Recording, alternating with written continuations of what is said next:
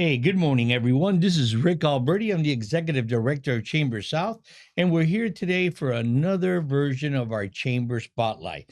Today, I have the pleasure of speaking with Antonio Prado. Antonio is with Platinum Business Solutions. How you doing, Antonio? Doing great. Good morning, everybody. And thank you for inviting me over. It's a great pleasure. Absolutely. So tell me, who is Antonio Prado? Antonio Prado is a person that came from Venezuela looking for bigger and better back in 1990. And he's been through a long, rough road to that promised land that we're looking for. And basically, what I'm hoping to achieve is uh, realize my dream and help many others do the same thing, as many of us are not really familiar with this system and don't have the tools to achieve what they're hoping to accomplish either. Okay. So when you got here in 1990, you didn't automatically just start your own business, did you? No, no. Although I did try twice Really? and it went bankrupt. I lost all my money. Okay. And that's when I realized that owning a business is more than a thought, than an impulse, like many people do. And you really have to have a lot of knowledge in different areas to be successful. You know, you're so right. A lot of people think that starting a small business is easy, and that it is not, because you're the person that's got to do it all. You're the one that hires and fires, does the inventory, sometimes does deliveries, manages the store, manages the employees, all the conflicts, manages the budget. And then they keep putting more and more and more money into the business. If they have the business, if they have the money, then sometimes they take out loans and they get in debt into that business. But if they do it right, they can grow, because that is the American dream. Am I correct in saying that? Most definitely, yes. Where we all fail is to get help, to get knowledgeable about how to run a business. And What do you what's, mean by that? well, you just mentioned that there's many aspects to a business that we need to know about. But when we dive into it, we had no idea. And instead of finding help, which is plenty here for the small business owner, we try to do everything on our own. And that's the biggest mistake, number one mistake that everybody makes, trying to do everything on his own instead of looking for help and learning how to delegate. Yeah, but usually looking for help means spending money, because you're going to have to pay for that help. Am I correct in saying that? You're 100% correct, but it's not paying, it's investing, because a good investment will get a good return. And if you invest correctly, you will get so much ahead instead of trying to do it to learn it on your own. You mentioned something that here in the United States and here in Florida, there's a lot of help available to the small business owners. Tell me about some of the help that's out there that's available that you think is important for the small business owner to know about. Well, throughout time, I learned there is many nonprofit organizations here in South Florida, Miami-Dade County, that are their mission is to help the business owner grow, such as Prospera USA, Miami Bayside Foundation. Miami-Dade County has a platform called Stride 305 Hub, which is a tremendous resource that lists anything that you need in order to get your business ahead, from loans, grants, coaching, help. There's so many resources. SBDC by FIU. I can go on and on. But, the first thing that a business owner really needs to strategize is, what is it that I want to accomplish? What's my objective? Why am I going into business since this is so difficult? And most of them, they forget the reason why, and they focus on their business and they forget about their reason. And what we find is that at the end of the road, when we get tired, we get sick, we get old, we don't have anything because we never had an exit strategy. We never had a harvesting strategy. You have to understand that, you know, 80 to 90% of business owners are counting on their business as their main retirement asset. Hmm. That's their golden egg basket. So, Yet, they have no idea how they're going to do that. so most business owners, I think I would say most small business owners are asset rich, cash poor. Oh, without a doubt, 100%. Everything is trapped in the business. And the biggest question is how I'm going to get that out. Is it going to be enough to sustain my standard of living once I leave the business? How do I create a legacy? I want this baby of mine to go on for life. How do I do that? And, it takes strategy planning. You have to be working on your business, not in your business. And that's where most business owners fail to take action. They're not thinking on the business, they're always tied up in the business. Therefore, they forget what they're supposed to do. Some of the that's a great quote. Not, well, you have to be working on the business, not in the business. But as a small business owner, we're all in it, knee deep, doing everything, trying to get it done because a lot of us think that who can do it better? No one can do it better than me. And there's a trust factor as well. But tell me about on the business. What are some of your recommendations to a small business owner of how to be working on the business, not in the business? Planning for an exit strategy. What is an exit strategy? Tell me that. Exit strategy is actually a business strategy. How am I going to get the money out once I'm at the end of the road? How am I going to harvest my 20, 30 years worth of work? And, there's three main ingredients in that exit strategy. One is your personal plan. What's going to happen with you after you're done with your business? There's an interesting statistic that says 70% of business owners regret selling their business within their first year. The reason being is that they lose their sense of purpose. They're not the boss anymore. They're sitting at home thinking what to do. You can only play so much golf and smoke so many cigars and do so many home chores, which your wife is going to take care of that. But you lose your sense of purpose. You don't know, you don't have anything else to do. And that's when, people realize that if they don't have a plan, they don't have a chapter after their work life, it turns pretty miserable. The other leg would be the financial leg. Is my business worth enough to sustain that next chapter in my life? Have I built a business that has the value to cover my needs? A lot of business owners, and probably rightfully so, always think that their business is worth a lot more than what it really is. How do you get an accurate value for your business? That's interesting. Just to share with you, 98% of business owners have never valued their business. They go by what they think is worth. It's like you selling a house. You're going to sell a house, you're going to get some comparables. Absolutely. Nobody's going to buy you a house unless they see some comparables. Well, in the business world, it's a little different. And however you get a value of your business, to do a business valuation through a third party that's going to do a study. And the value of a business is divided in two parts. 20% of the value of the business is the tangibles, the van, the copier, the accounts receivable, all that.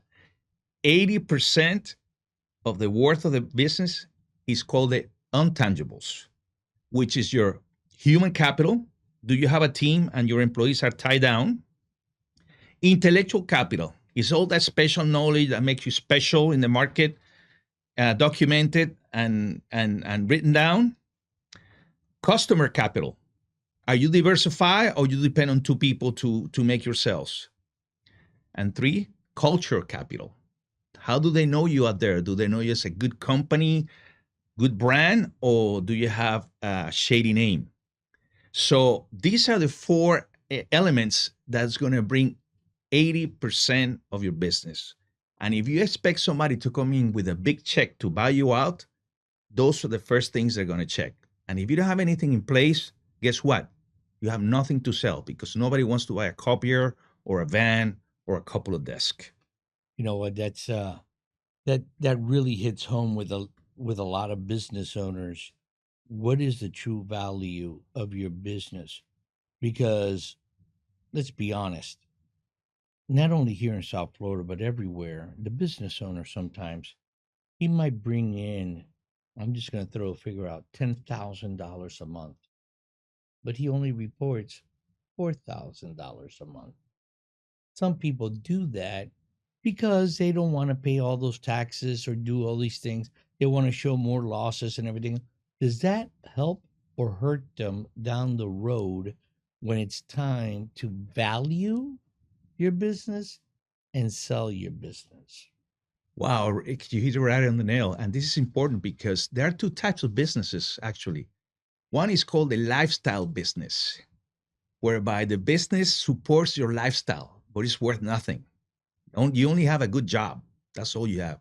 And that happens when you under declare the money that comes in. And then you have the value business, which is when you're building an actual company that's going to be sellable, that's going to be attractive, because everything is measured to your taxes. And every business owner knows this. So at the point when you want to sell the business and you say, no, I keep 40% in my pocket, how are you going to prove that? Besides, you're only hurting yourself by lowering your income because then you will not have access to the system through all these entities that are going to give you loans like banks, nonprofits, all these grants. If you don't show that you're a profitable company that's growing, who wants to invest in you if you're a losing company? Nobody wants to put money in there. You know, it looks and appears to be clear, right? Pretty dry cut. If you're not making money, why would anyone want to help you grow your business? So that's Mm. why it's important to be able to make sure that you're doing it the right way. But the first step in just about any business owner is a plan. Correct. Is a plan. What is the plan? How important is a business plan? Well, how important is a business plan? It's like you going here to, you know, uh, Nashville, Tennessee without a map. Grab your car, start driving, and just head to Nashville, Tennessee. And I want to find out if you're going to make it ever. That's exactly how are we driving our business into the future. We're working hard on it. We're giving it all we got, but yet we don't have any sense of direction. And the biggest disconnect is having the business lined up with the personal purpose. Here is my business. I'm going to give you, an idea. My business is worth $2 million, yet I need $8 million for retirement. So, that's the big disconnect between one or the other. So a business plan is actually going to allow you to work on your business towards the destination, which is your personal purpose. And the first step that you need to do in order to get your business in the right direction is to do a business assessment. Where do you stand now? It doesn't matter what you've done so far, but you need to find out where you stand now and what is the road that you need to take to connect your business to your personal purpose. A lot of business owners have no idea how to even make a business plan, how to even develop a business plan. There's a lot of technology out there now, and I'm going to assume that there's a lot of programs out there right now that can assist you in creating a business plan. But are there any nonprofit organizations or government associations that can help you create those business plans? Yes, and a lot of people make the mistake of doing their own business plan, and that's the first mistake. Okay. Investing time and trying to do it on your own.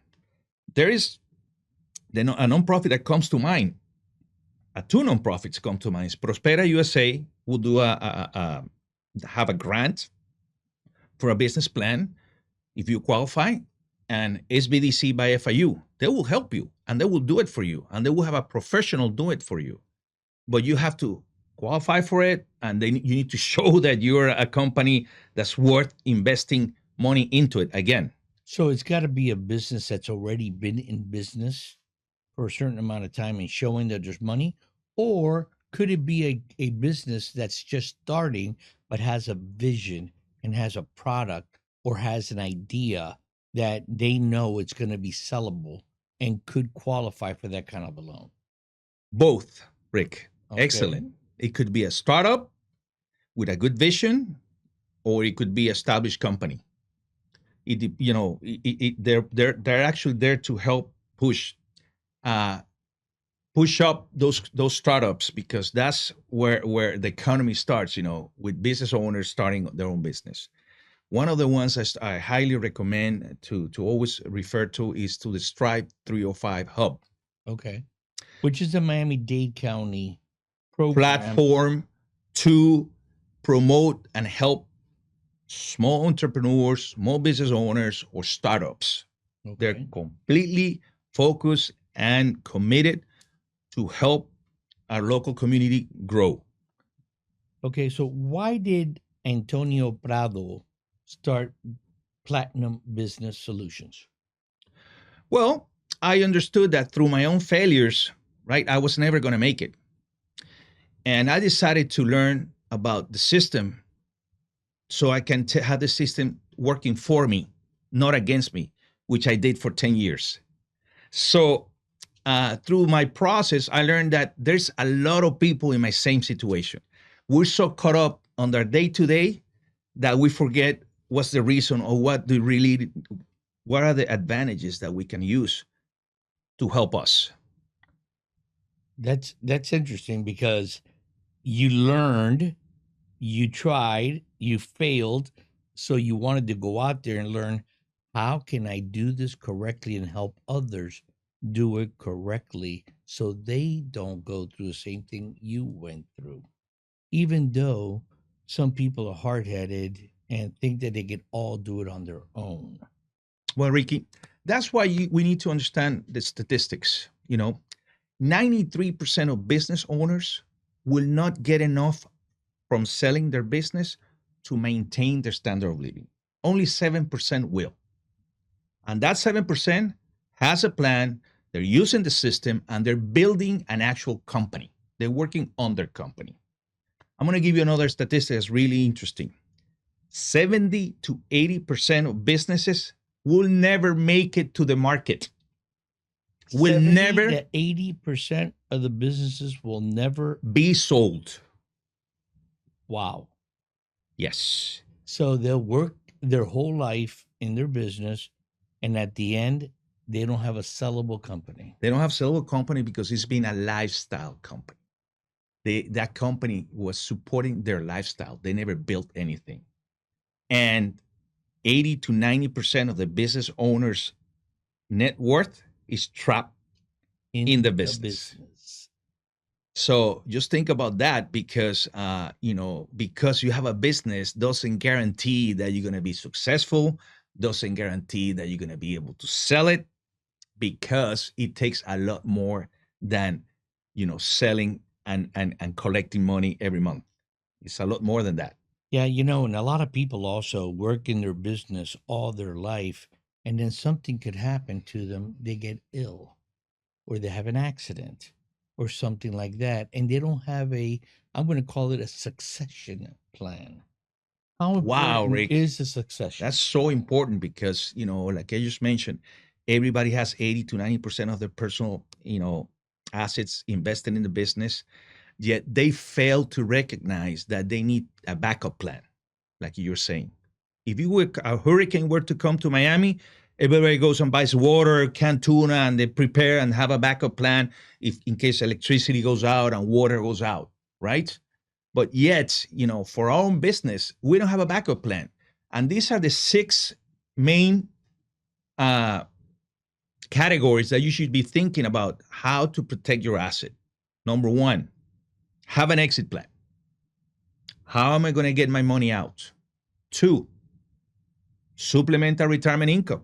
A lot of people say my business is my retirement, therefore I don't need to save any money. So they have no money saved. Another one is how to attract, retain, and motivate the key people that you need to grow your business. How do I stop them from going to the competition or becoming my competition and stop being the university of my competition, right? How to have a business protection plan, the key man insurance, a buy-sell agreement between partners. Just think about more than 50% of marriages go into a divorce. How many business partnerships do you think go into a disagreement and dissolve? Out of 10 people, how many you think? I would think 70%. It's higher, but It is. the issue is they don't have an agreement, a buy-sell agreement that tells them if something were to happen, death, disability, disagreement, embezzlement, divorce, bankruptcy, how is my part going to be protected? So you're saying, in other words, make sure you have a good attorney or invest in an attorney to do the paperwork prior to starting the business. Well, the buy-sell agreement, Rick, will be like a prenup to bring into terms that everybody understands. Okay. A prenup is anticipating if something wrong were to happen in any of these issues, here's the way out. And here's how we're going to protect our investment. The next part is the estate planning. We don't protect ourselves legally. We don't have a will. We don't have a trust. We don't have a power of attorney. We don't have anything in order to guarantee that whatever happens, all this goes to my family, legally protected. They don't have survival income. That's another one. They don't have no life insurance, whereby all the money that's invested in there, something wrong were to happen, at least the money goes back to the family tax-free. And last but not least, getting sick or hurt. Where is the money going to come from if you don't show up to work? How are you going to cover your personal expenses? How are you going to keep your business running if you're not showing up and you're the guy? So, these are things that are very basic, but a lot of people disregard because they're just struggling to survive. That's amazing. Okay. There's so much encompassed in this. There's so much to review. How is Platinum Business Solutions getting the word out to the small business owners? And I asked that because when I met you over a year ago, and I went to an event that was hosted by the city of Doral, by the business development group of the city of Doral. And you must have had 20, 25 people there, business owners. And you were one of the guest speakers. Tell me about that. Well, going back to my purpose, a lot of people don't understand what needs to be done. What's the process? What should I be thinking about? What are the measures I should do? I offer the city of Doral a number of business valuation, and they launch programs called the Business Valuation Program, whereby we go out and help out the local community, business community, prepare and set up their business for success and create legacies. I also work with Prospera USA. I also help out Miami-Dade County Foundation. I'm a Strive 305 ambassador. And my mission today is to help someone. That's my mission. And getting the word out there is telling people through all these institutions and all these cities that, you need to have a plan, you need to have help, and you need to think about the vision and how you're going to harvest, how you're going to exit your plan. That's awesome. So one more question. You're now part of ChamberSouth. And I think that being part of ChamberSouth, I hope that the reason why you became a member of ChamberSouth is because you want to get that message out to the small business owners in the southern part of Miami-Dade. Is that why you're part of ChamberSouth? Definitely, on that new leadership that you bring to the table and your understanding of all the intricacies of owning a business, we put our heads together and say we need to bring value to our members, we need to help our small business owners, and the whole idea is to bring all these resources to the members and to the community to be able to create those legacies, to help them be sustainable, to help them be more profitable. Well, you hit some great points because in reality, my job as the executive director of the chamber is not to grow the chamber just to grow the chamber. It's to grow the chamber to help the small business owner, the medium sized business owner, even sometimes a large business owner. The large business owner may have all the resources to be able to hire everybody and everything, but in reality, the face to face communication is what makes a big difference, and there's reasons for that because when you meet someone face to face, you start building a relationship, and that relationship builds trust, and that trust leads to business. So I love your idea of the business evaluations. I think that's something that we need to promote to our small business and medium sized business For owners sure, so yes. we can let them know, hey, I'd love to give out five, six, 10 of them, donate them. Let me, try to help you as a business owner. And I know that Chamber South appreciates your support because you're not only part of my chamber, but you're also part of my Small Business Resource Committee. And part of that responsibility of Small Business Resource Committee is to see how we can help our business owners. And I think that's the key. That's the ultimate goal, Rick. And one thing that we need to share is, in my case, I have 25 years experience working with small business owners, so I've seen pretty much everything, almost everything. And what I've learned is every business, whatever level they are, they need some type of help.